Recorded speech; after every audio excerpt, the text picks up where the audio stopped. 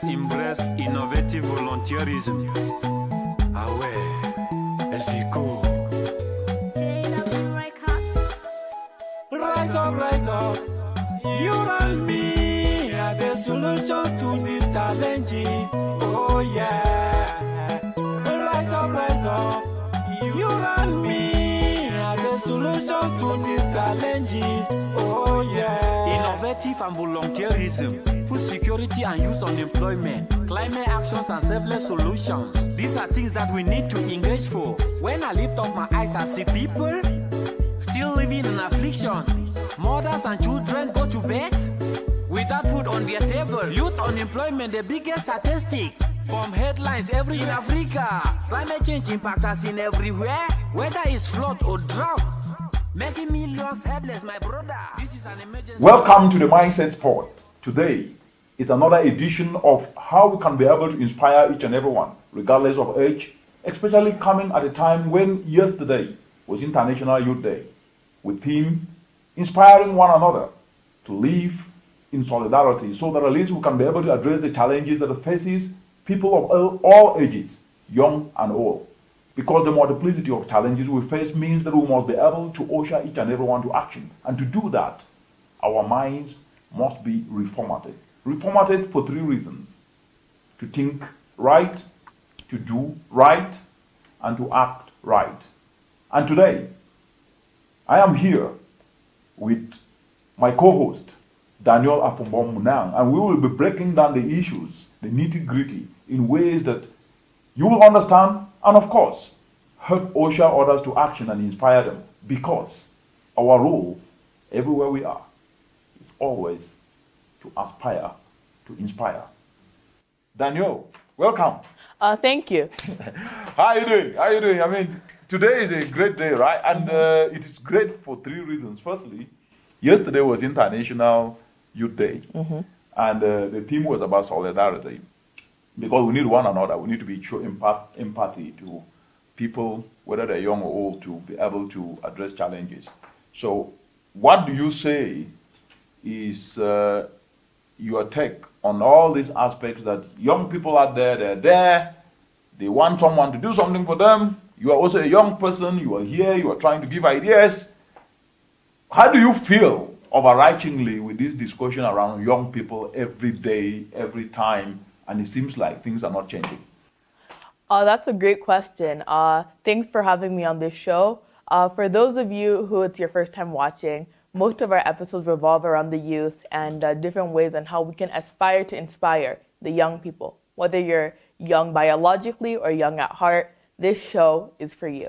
So, to answer your question, I think that what I feel behind all of this is I feel happy because throughout these conversations, we give you the raw information behind, and we give you the truth about the struggle the continent has been facing and the solutions that you can provide through hard work, resilience, and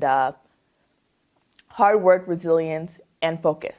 So to answer your question, I think that I have been very happy throughout this time, and I hope you keep on watching so you can see the brilliant things we talk about.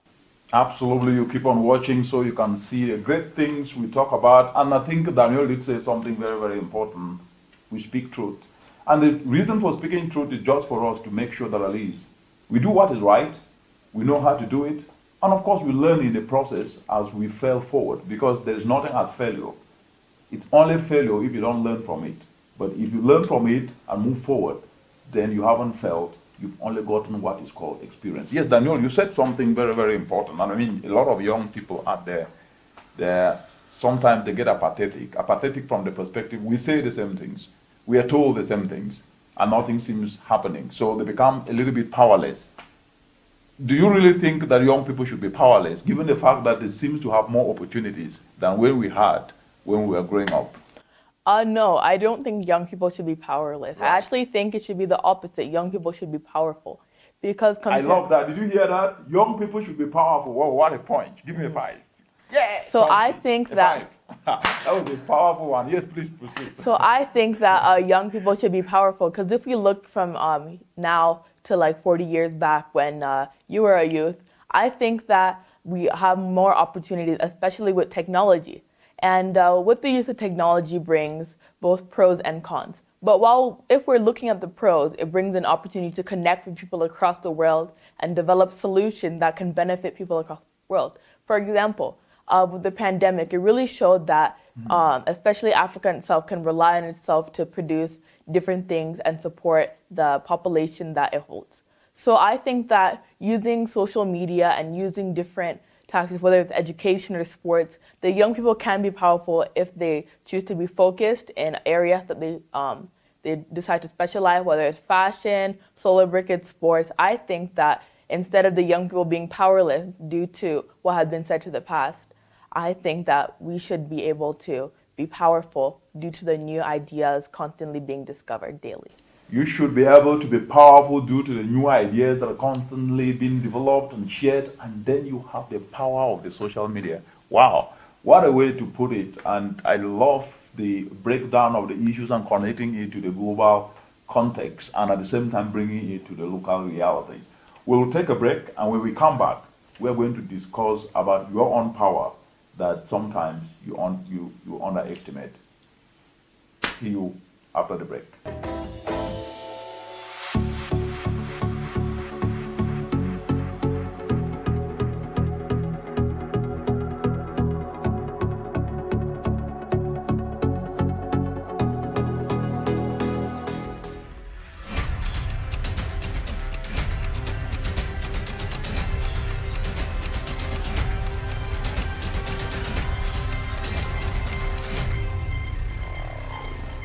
We are back from our break. For those of you watching, before the break, we were talking about the youth aspect about powerlessness and instead how solutions can be made for youth to be powerful.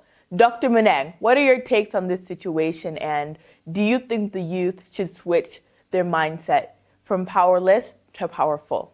Absolutely. Absolutely, they have to switch their mindsets from feeling powerless to feeling powerful, because the reality is that if you look at the tools that we have today, social media especially, as we're speaking now, they're streaming on YouTube, Twitter, LinkedIn, Instagram, TikTok, Facebook, and all the social media spaces where there are a lot of youth who are engaged in these spaces. So they're able to get free information. 40 years ago, we never had these opportunities. 20 years ago, we had very few of these opportunities. That means that the youth who are actually living today, and now as we speak, have every tool that they can be able to communicate. Because one of the things that people miss most of the time is that once you have urgency to do something, then you are powerful. And that urgency to do something, using your voice, engaging with people, connecting with people whom 40 years ago we were unable to do, that means they're quite very, very powerful. But the irony here is that they actually have cultivated in their mind that they are powerless. Why? Because powerful to them means you need to have so much money. Powerful to them means you need to be riding on a Lamborghini. Powerful to them means you need to be BMW X6, X5, X7, X100.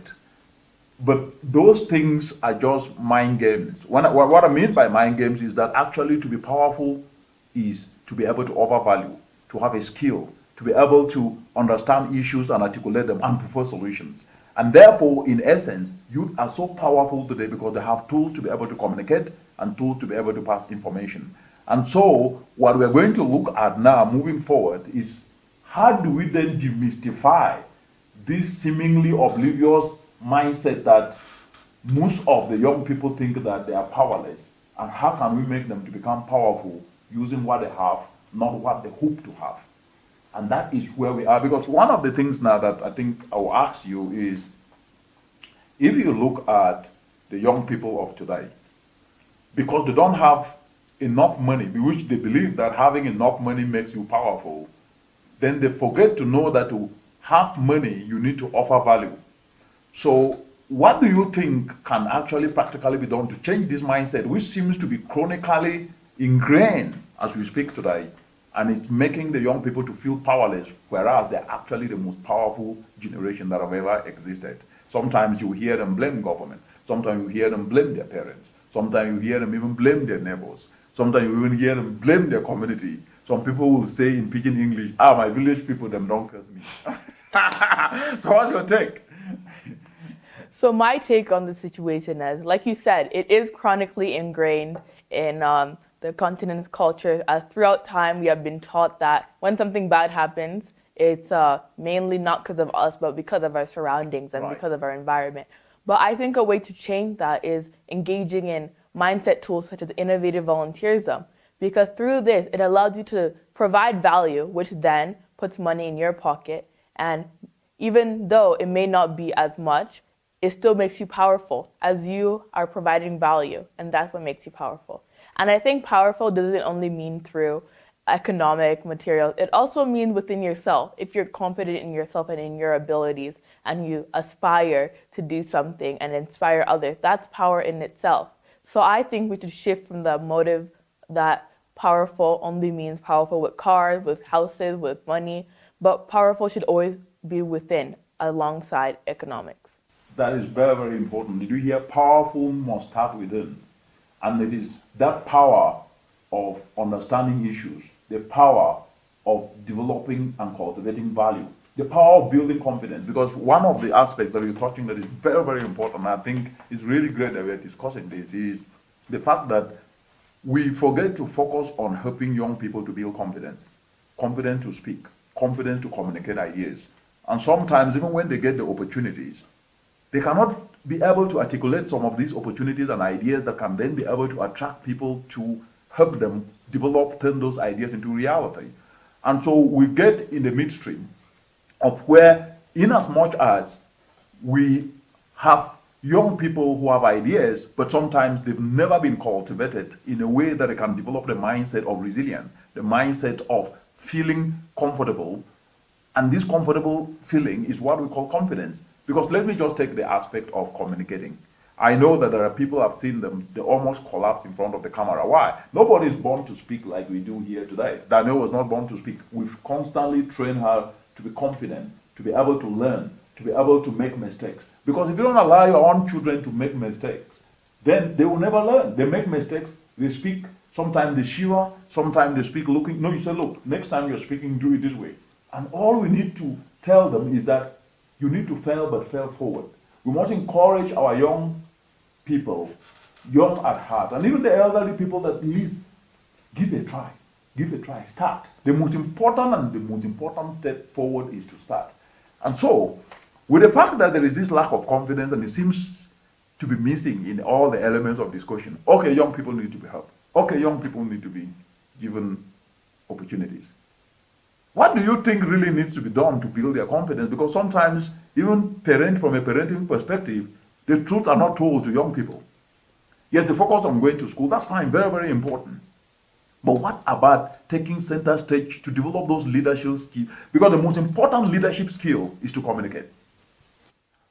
Yeah, I think being an effective communicator is very important, especially regarding the youth, as communication is the global tool and a tool that everyone across the world understands. Whether it's through your work or through oral communication, I think that is very important. And throughout time, many people have been taught to communicate less and to work more, which is important. However, I think communication is a very important tool, and through passion groups like Innovative Volunteerism, it also helps build communication, as if you're brought on to shows to talk about your work, for example, the Mindset Spot, you can talk, it allows you to orally present your skills and what you have been doing. So I think to answer your question, yes, communication is important. And I think the reason why it has been not brushed upon like many other things is because not many people know how to do it.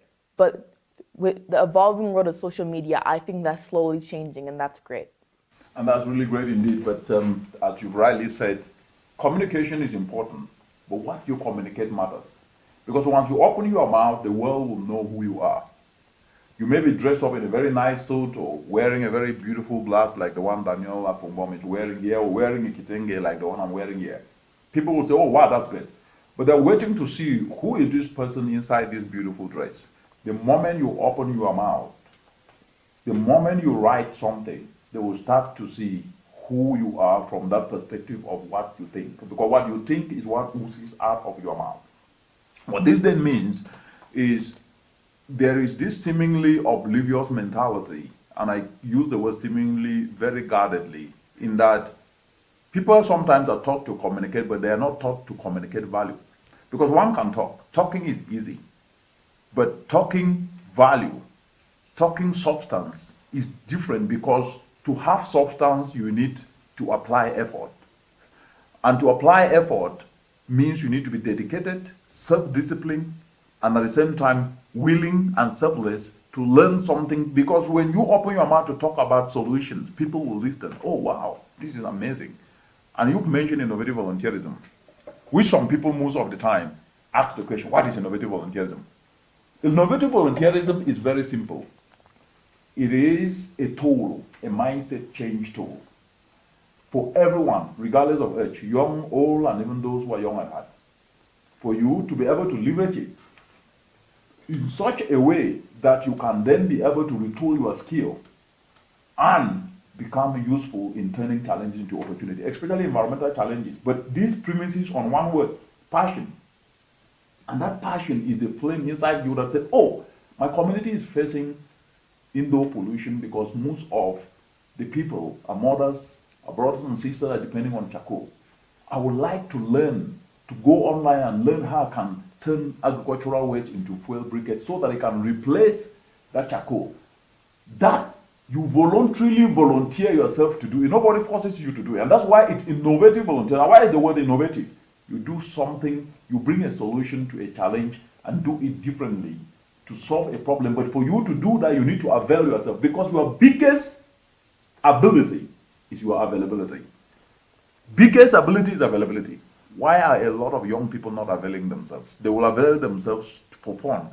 There's nothing wrong with that, but you cannot make your 24 hours just be about fun. How do we turn this around? So to answer your first question, I think the main reason why some youth tend to avail themselves to fun is because it's easier. It's easier to spend 3 hours having fun rather to spend 3 hours going on websites to learn new talents and how to develop yourself while doing it in an environmentally friendly manner. And I think we can change this by showing that work doesn't only have to be boring. If you're doing your passion, work is never going to be boring for you. Although it may be difficult, which is fine, it's never going to be boring if you choose your true passion. Right. And that's what innovative volunteerism is all about. It's by using your passion, whether it's art, sports, briquettes, agriculture, and using it in a way that solves challenges your community may face while doing it in an environmental manner. So I think to change this narrative of work is hard and fun is the only way to go is through showing the youth that work can still have benefits and work can still be fun if you're doing what you really want to do. For example, when I have a passion in art, sports, and fashion, and I'm using my passion in art to go into fashion as by designing sustainable tote bags, painting tote bags, and using my creative mind to so many different things in a sustainable manner, which will last more than materials such as polyester and all that, and using canvas tote bags and painting them with things I've seen across the continent to portray my artistic message while using sustainable solutions. It's fun for me as it is my passion. However, it may not be fun for some people. So just find what you're really interested in and try and make a solution out of your passion. And that's how I'd answer the question. Find what you're interested in and develop some passion around that, because that's what matters. We'll be right back, and when we come back, we're going to talk about the practical steps in which you need to take to be able to make a difference. There are a lot of you out there who are making a difference, but the reality is that we can never stop learning. We learn every day, and every new idea that comes only helps to propel you forward. And this discussion is not only for the youth, but also for the young at heart. Stay tuned. We'll be right back.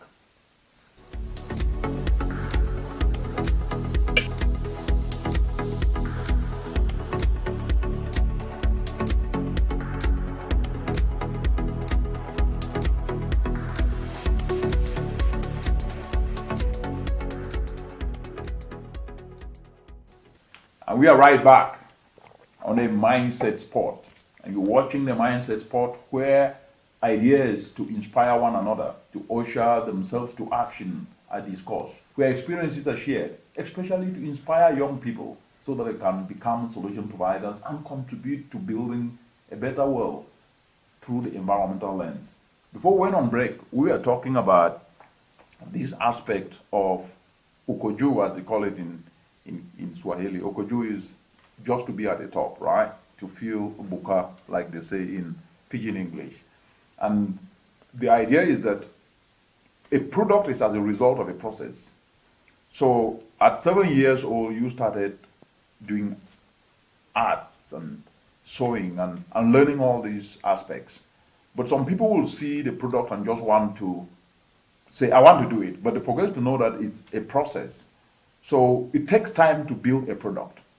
But the attitude of most young people across the world, and especially in the continent, is that I want to rise to the top, but they do not want to understand the process. What's your take on this? So you brought a really good point, because I've been engaging in art since I was 7 years old. So I've been doing it for 7 years now. And I think that the main reason behind why people think that it's easy just to go into it one day and then be in the top the next is because they don't really see the process. It's not really visible to them. And I think, for example, I made this yesterday. I made this painting.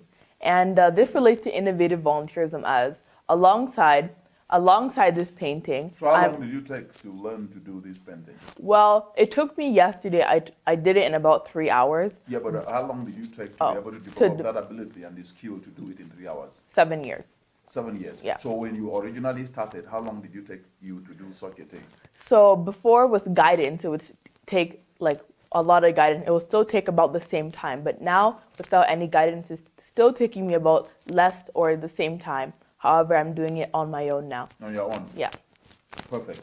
That is really excellent. And I'm also doing this with tote bags as well, designing like canvas tote bags, just plain ones, and adding different phrases and adding different pictures so that they're aesthetically pleasing, so it can promote more people to switching from plastic bags to canvas bags, which you can use for longer periods of time. Excellent. We'll be right back. And when we are back, we will now discuss how you can be able to develop the ability to adhere to guidance. Because guidance, one of the biggest things and challenge that we keep seeing, and I have seen this among a lot of youth, is that they get very excited at the beginning to do something, then they give up after 2 or 3 months. They get very excited and then they give up. And the reason why they do this is because they have not developed their own on-borrowed vision. What is their own on-borrowed vision? Your on-borrowed vision is your own ability to see a challenge and want to solve it to take people to the next stage. If it is a community that is actually choking from indoor pollution as we speak today, across the entire continent, 700,000 Africans die because of indoor pollution. If that concerns you, you say, okay, in my own community where I am, I'm going to learn a skill to be able to bring a replacement to replace charcoal so that the lives that have been lost, these lives are not just a mere statistic. These are human lives that cannot be ever be paid or bought by money. And every life lost anywhere is one far too many. And if you are able to learn a skill to solve a community problem, that is your own on-borrowed vision. Because then you will take the community to the next level. And when you have that, then once you have a very clear vision, that will inspire what I call purposeful passion.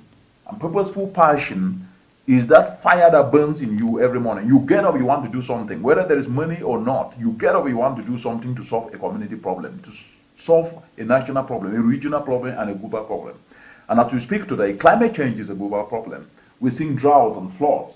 We're seeing cyclones. We're seeing heat waves with people losing their lives. This is a problem of monumental proportions. And as a result of this, we cannot sit back and wait for others to do it without us being part and parcel. And once that is what we need to do, then it becomes something that you cannot start 1 week, 2 weeks, 1 month and give up, because our lives must depend on it, and everything we do, we must do it as if our life depends on it, because it does, truly does. We'll be right back.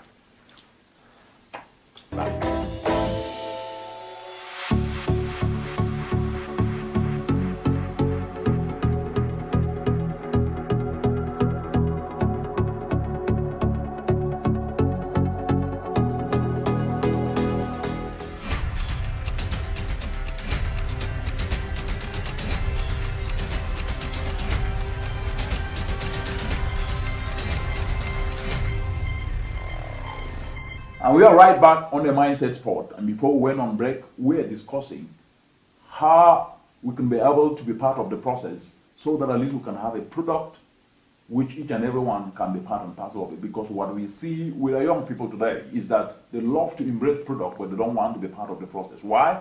Because process needs effort, it needs dedication, and that's something that is not embraced by them. Why is it so? Afu. So I think the reason why passion isn't embraced by the young people is due to the fact that it's very hard to find your passion.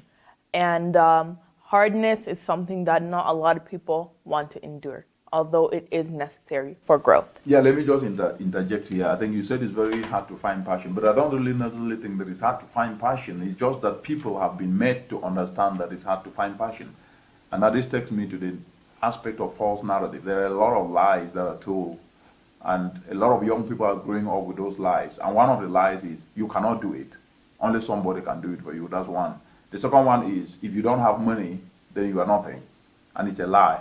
And the third one is, if you cannot be able to be supported, which links to the second aspect, then you cannot be able to do anything. And that if you come from a very poor home, sometimes you should only showcase emotional poverty, victimhood. And those lies have actually sunk very deep into the minds of young people. And today, they use that as if it is an asset. But unfortunately, it's not an asset. So how do you see this a big problem, and what advice can you give for them to start moving away and graduating from these stereotypes that have somehow been normalized to become the norm rather than the exception?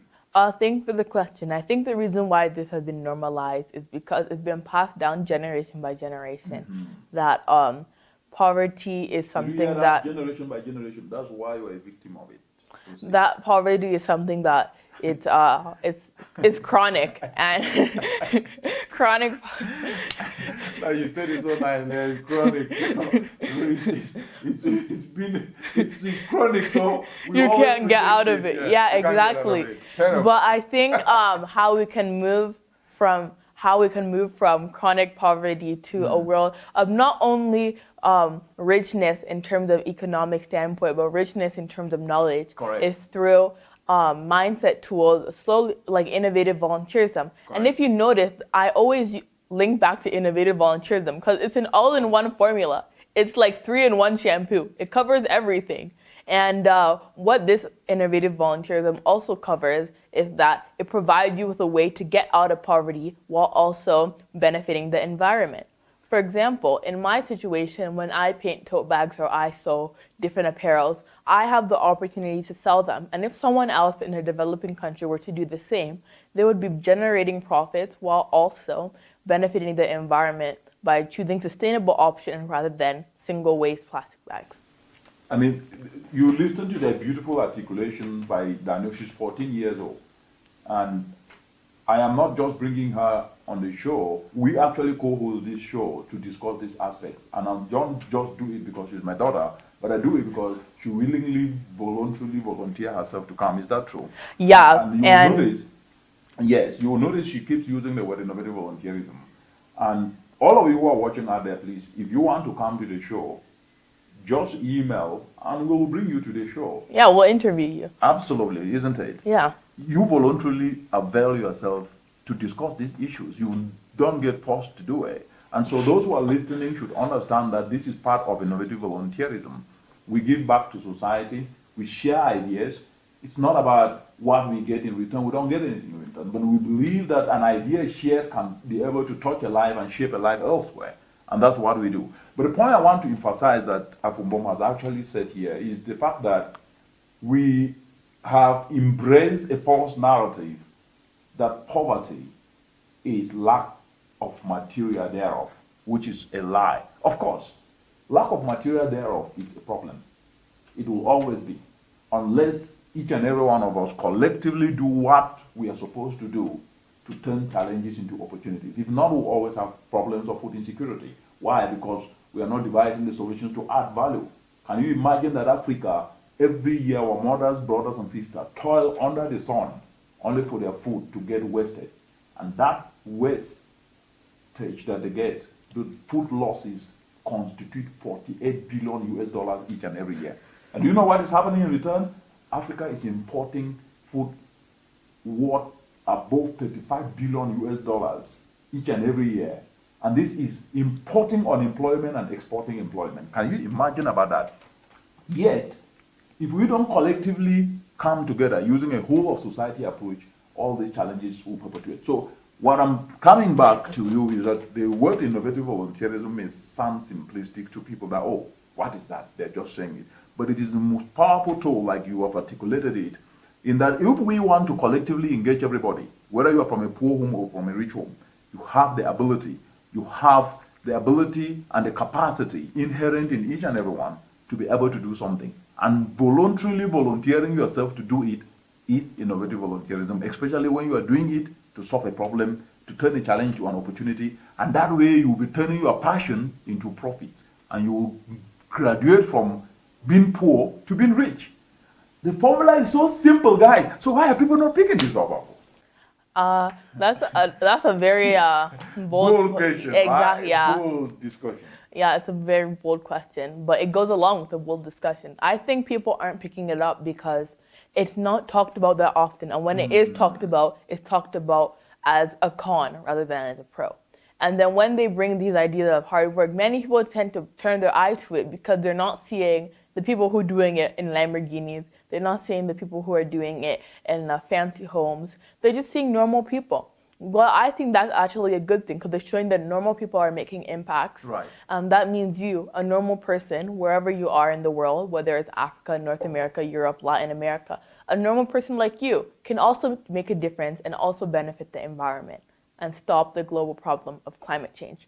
As throughout the world, there are many different social and economic problems, but the one problem that seems to affect all of us is climate change. It's climate change, and it is an existential threat. It's manifesting itself today through drought. We're speaking today, over 25 million people in the Horn of Africa today are food insecure as a result of the drought that are plaguing them. 25 million citizens suffering as a result of this. Heat waves we see across the entire world. Heat waves in Europe, in North America, suffering, people losing their lives. We see floods and cyclones drowning homes and cars and causing miserable imaginations that we have never ever imagined in our lives. Unless each and every one of us play our role, we might not be able to avert all this. I think we'll move to the last part of this conversation, which is now with all this that we know.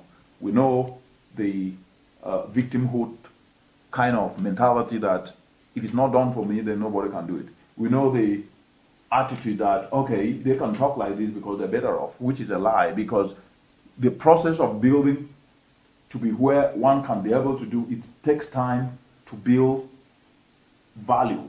It takes time to practice how to communicate. It takes time to be able to ensure that at least you can be able to turn a challenge into an opportunity. It needs effort, it needs dedication, it needs passion tied to a very clear, unborrowed vision. And these all together is coined up in one word, purpose. Because the purpose of life is to be useful. So if everybody asks in his or herself, what am I supposed to be useful for? The usefulness should be to turn challenges into opportunities. And that's the core premise of innovative volunteerism. And now, as we are rounding up in this last segment, we are going to take a break. And when we come back, we'll now talk, how do we transition each and everyone's mindset to now become useful?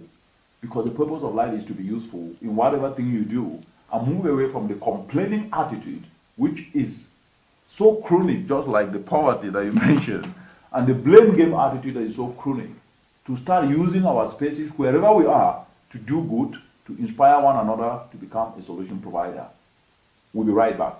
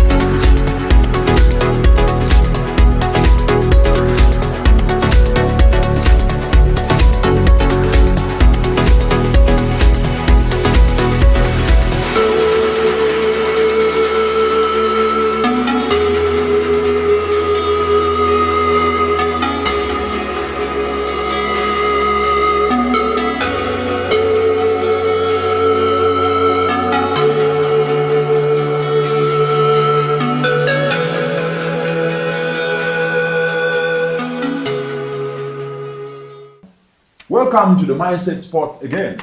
And we are discussing about a process. Why a lot of people are not really engaged in a process, but because to build value, you need to be able to focus and be determined. And it takes time to build value. And I'm now joined by my wife here, Constance Munang, and I'm going to ask her, how did she build value? How did you build value to be able to do hair? So people who are listening, it takes time to do so. So what do you tell the people who always want to jump into a product, forgetting to know that it takes time to be actually to get something? Yeah, so talking about doing hair, I started doing hair not by going to a salon to learn how to do hair. Yes.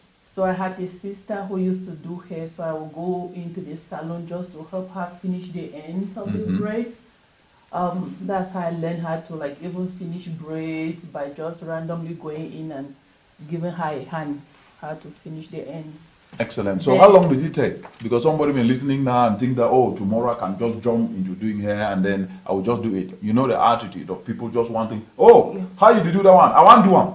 They forget to know that it takes time. I can't really tell how long it took me to finish the ends, but like I would just randomly go in over the summer holidays. That was in Boya in Cameroon. So this is like almost about so many years ago. Yeah, so I will help finish, and eventually after finishing, then I learned how to start from the roots. Then I would do the braids all by myself, and yeah.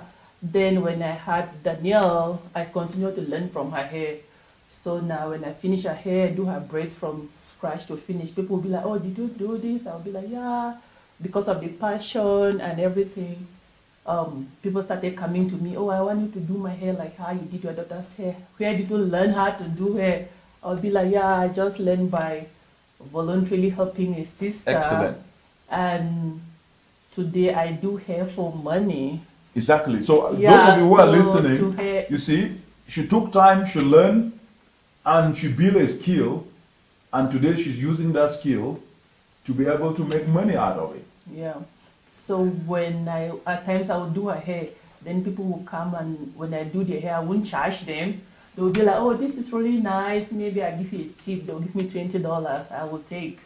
Then I wasn't charging them. Then they will bring their own hair, their own extensions. Then I would do for them.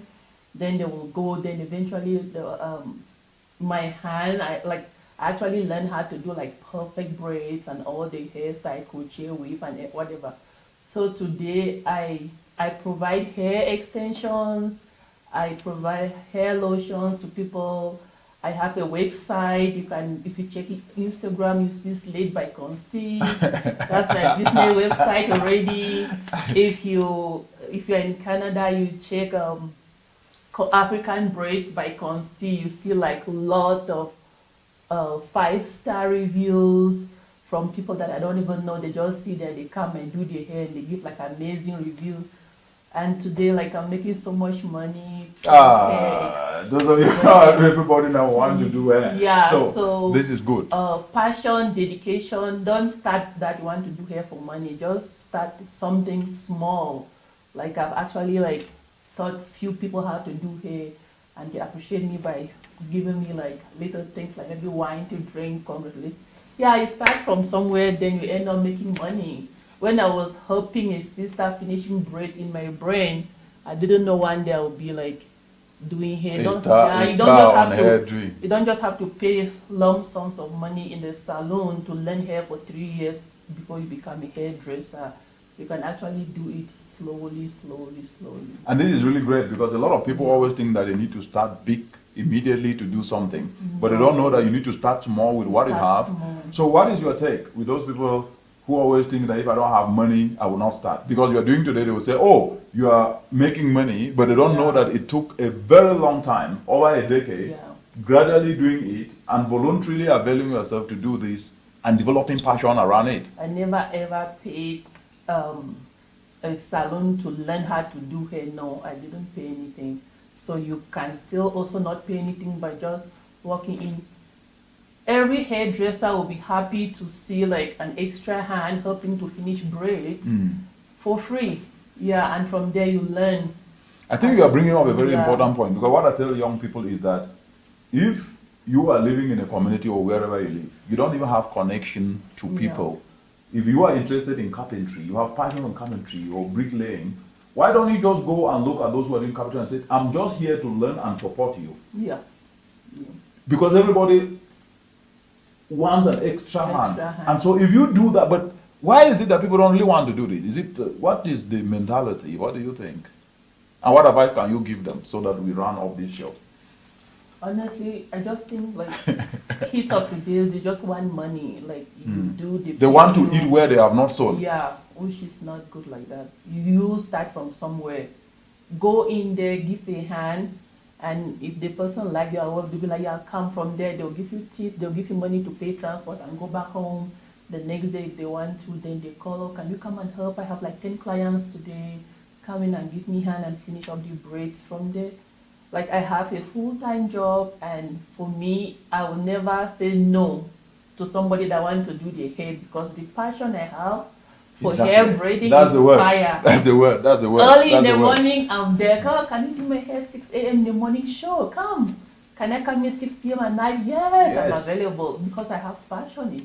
Exactly. Yeah. And that is it. So the key word here is passion. You should develop passion to turn a challenge into an opportunity. Because the truth is that you can only make a difference in an area or in aspects where there is a gap. And the gap here is people want to do their hair, they want to do braids. So if there are few people who have the skill, then you need to learn it. And to learn it takes time, dedication, because you need to apply effort and you need to sacrifice.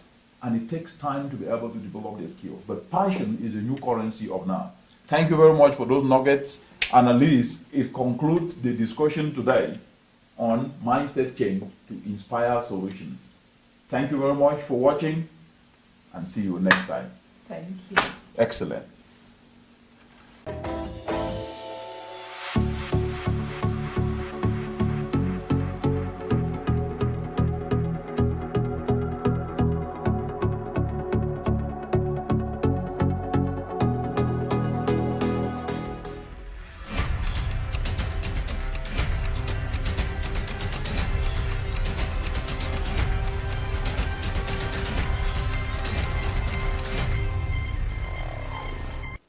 Welcome back to the Mindset Sport. And before the break, we were discussing why people are not really interested in process. And you heard how you need time to build the capacity and develop the skills that can be able to then give value, which you can use that value to market yourself. It takes time, it takes dedication, and it takes one word, passion, which is the new currency of now. I'm now back with Daniel Munang to conclude on this topic. Daniel, passion is a very important aspect, and a lot of people underestimate this.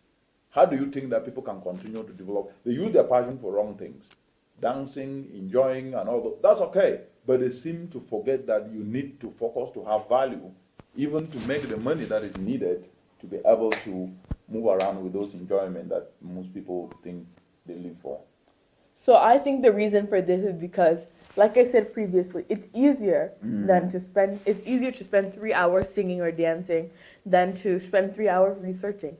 Nothing wrong with singing and dancing, but like you said, it seems like many people tend to forget about the priorities. Yeah, the priorities. Okay. And you use the word easy, which is a very important aspect. Life is not a place of ease, but we're told that it's supposed to be easy, which is a lie. And that goes now to the false narrative that lie seems easily acceptable and believed rather than the truth. You tell people, like we're here, you did not learn to speak eloquently like this today. It's something you built from 1 year, 2, 3, 4, 5, and started to perfect it around 7, 8, 9, 10, and today you're 14. Other people will just think they'll get up in the morning, get in front of the cameras and speak like this. But you tell them, get up in the morning, do this, they will say, I'm not going to get up. I did still sleep now.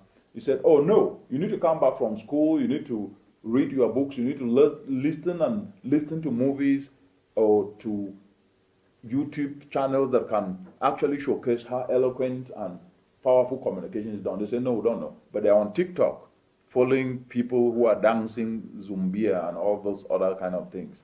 They are on Instagram following things that are not really adding any value to them.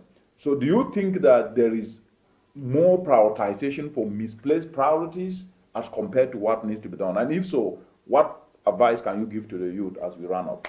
Yes, I think that there is most people are putting their priorities in places that shouldn't necessarily be their priorities due to the fact that it's more fun and it's easier.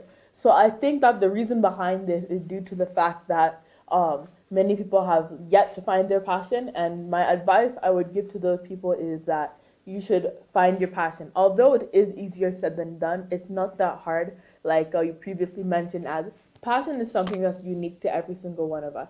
And once you find your passion, you'll be able to use it in a sustainable way, which then can put more money in more pockets, including your own, and contribute positively to the environmental challenges we're facing across the globe. So my advice to the viewers would be to find your passion and find a way to implement business initiatives so that you could be benefiting yourself, your community, and the planet. There is one thing that I want to tell the viewers, and I think they must have viewed and seen you showcase very effectively. You are very, very talented in terms of not only communicating your ideas, but at the same time, you seem to have a taste for fashion. And I noticed that you have a taste for fashion. You love to do things differently and even project yourself differently. And my outfits are drippy. Exactly. What's the inspiration behind all this? Well, growing up in a Cameroonian family, I've seen many different fashion statements, whether good or bad, and throughout that, I chose to make a name. And West and Central Africa were known for sapeurs.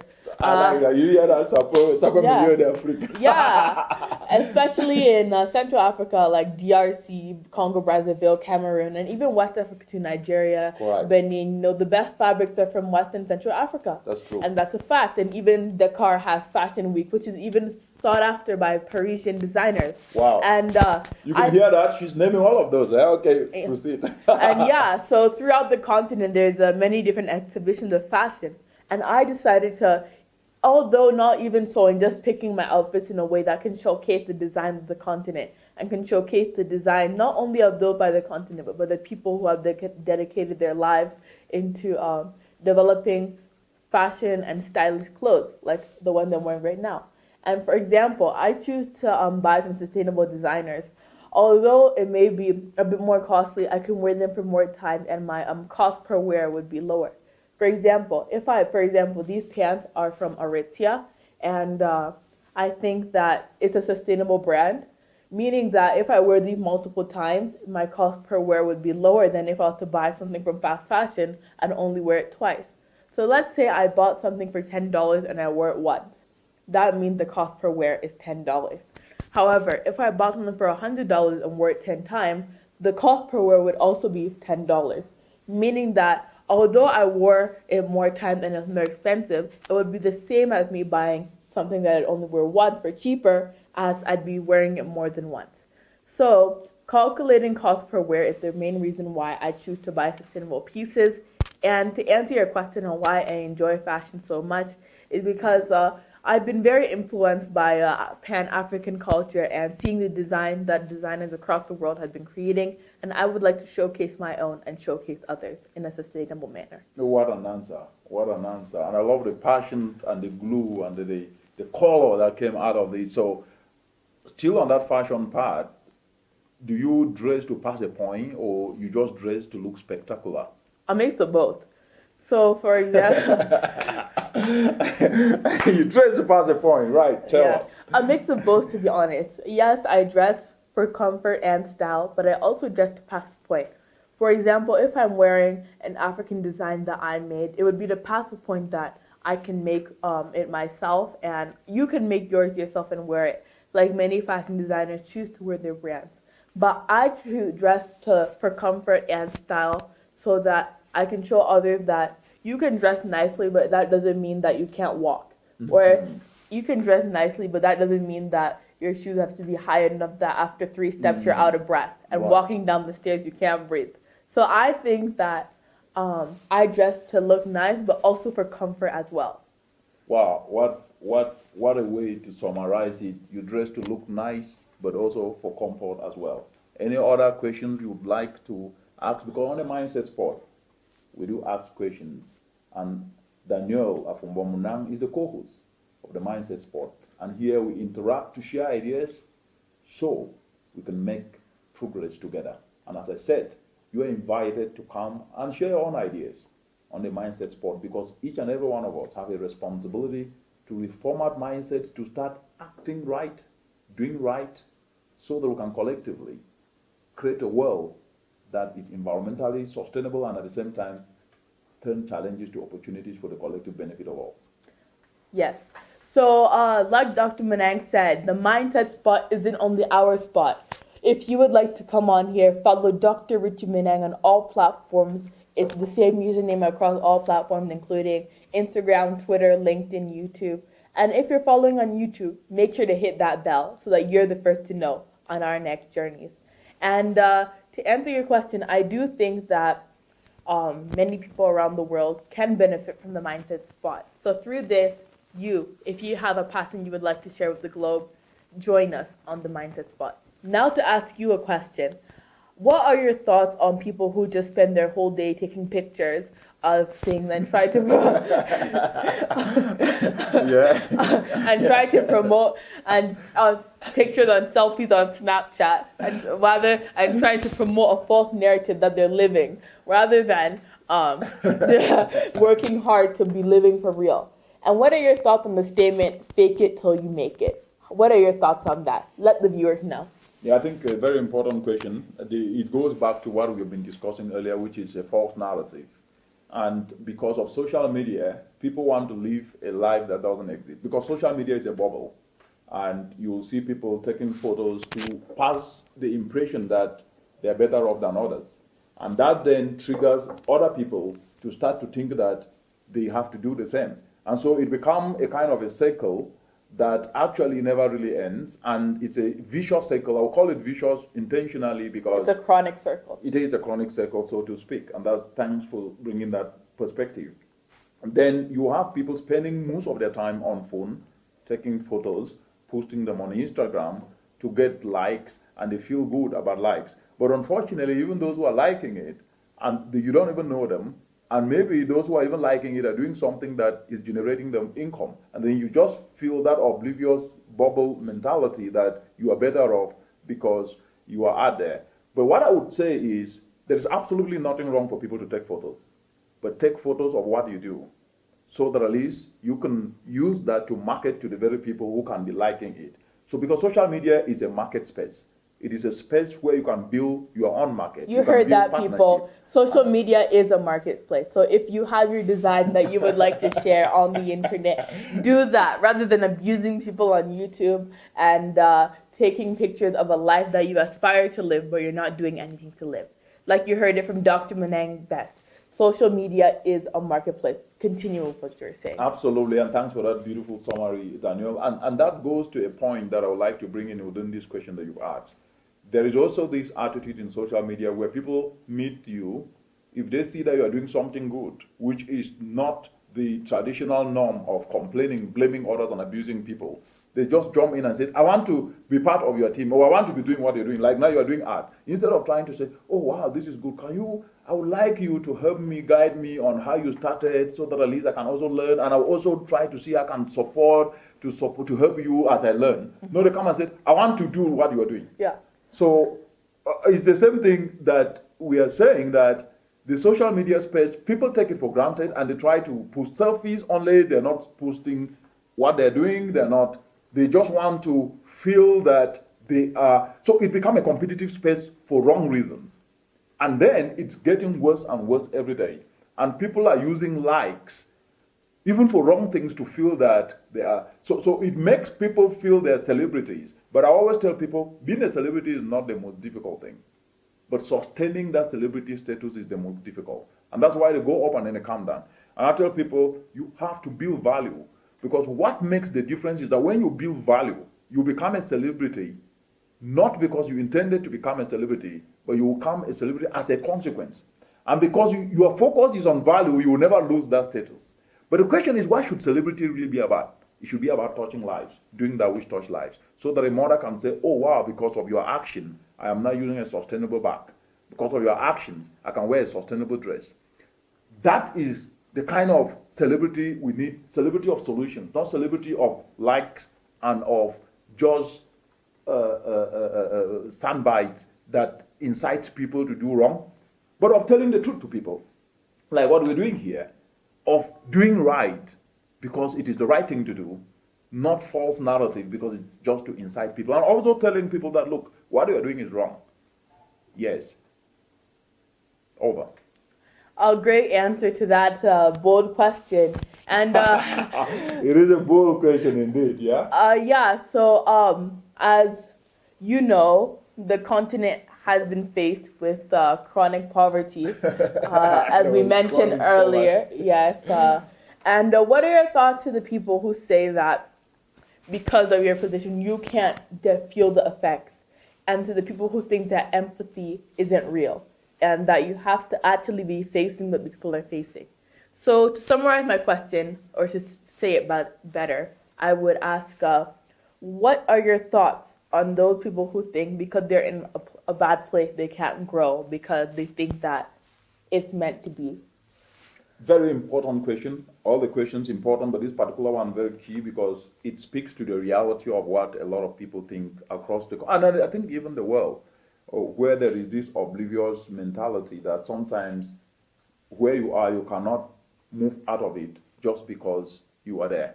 And that's a false narrative. So it goes back to what we discussed earlier, that there are narratives that have been perfected over time and time again that have made people to lose themselves, to become powerless, but the power is in them.